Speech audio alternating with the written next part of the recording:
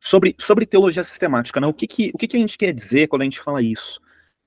Muito importante. Então, o que é teologia sistemática? Quando a gente fala de pilares da fé cristã, né, o nome da nossa tutoria, no fundo, estamos falando de teologia sistemática. Vocês podem anotar isso. O que é teologia sistemática? É o estudo que responda o que a Bíblia como um todo nos ensina hoje acerca de qualquer tópico. Então, você vai se questionar, pô, o que a Bíblia como um todo ensina sobre isso? Porque a Bíblia são vários autores que escreveram em várias épocas e lugares diferentes. Então você consegue se perguntar o que Salmos ensina sobre oração, o que Paulo ensina sobre oração, o que Romanos, aí vê, um recorte ainda menor, ao invés de você falar de um autor, você está falando de um livro só, ensina sobre oração, e aí, ou seja, você vai ter um olhar mais focado num único texto. Agora, a teologia sistemática, ela vai olhar para a Bíblia inteira e dizer, beleza, o que a Bíblia inteira ensina sobre isso? Então, o que a Bíblia inteira ensina sobre o caráter de Deus?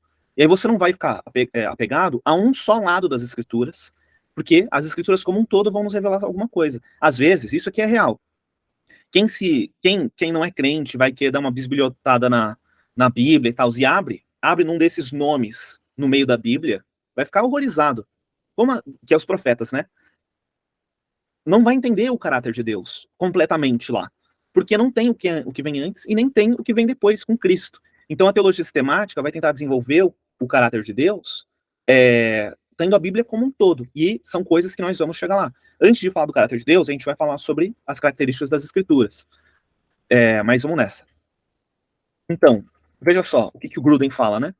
Compilar e entender todas as passagens relevantes da Bíblia sobre vários tópicos e então sintetizar claramente o seu ensino, esse aqui é o nosso objetivo. Sintetizar claramente o ensino da Bíblia, tá bom?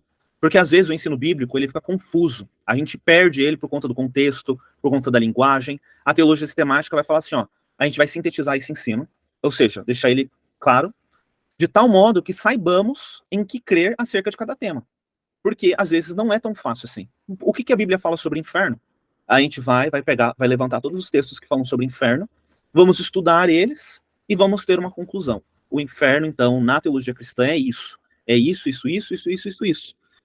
Ou seja, a gente sintetiza. Isso, inclusive, vai vencer vários vícios do nosso coração, né? Eu vou falar sobre isso daqui a pouco. Agora, a gente tem alguns parâmetros e algumas normas para fazer a teologia, né? Então, veja só, a gente vai falar sobre escrituras mais para frente, mas a gente tem que começar desse ponto.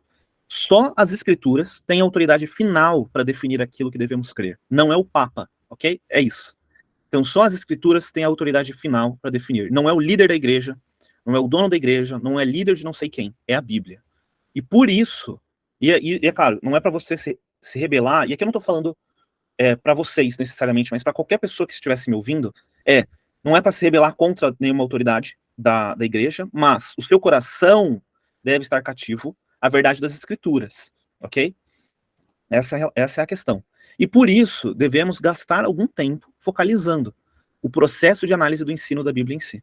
Então, olha, se a Bíblia só as escrituras têm autoridade final para decidir o que nós vamos crer, então vale a pena a gente dedicar tempo para entender o que ela está ensinando. Essa é a questão. Olha, se cremos que a Bíblia é a nossa única regra de fé e prática, então nós devemos analisar ela com cuidado. E é isso que nós estamos fazendo aqui. Além disso, né, a teologia sistemática, ela focaliza a sistematização de cada doutrina do modo pelo qual ela deve ser entendida pelos cristãos hoje. Isso envolverá, às vezes, veja só, o uso de termos e até conceitos que não foram em si usados por nenhum autor específico da Bíblia.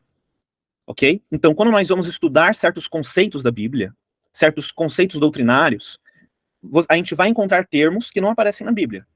Então, a palavra Bíblia não aparece na Bíblia. Ela é chamada de Escrituras ou Palavra de Deus. Isso tem um motivo. A palavra Trindade não aparece na Bíblia.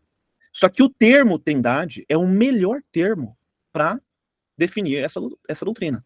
Então, aí que entra a questão histórica, tá? A teologia histórica. Porque nós desenvolvemos termos que explicam bem o que as Escrituras nos mostram. Então, não aparece o termo encarnação, mas a gente sabe que Cristo encarnou.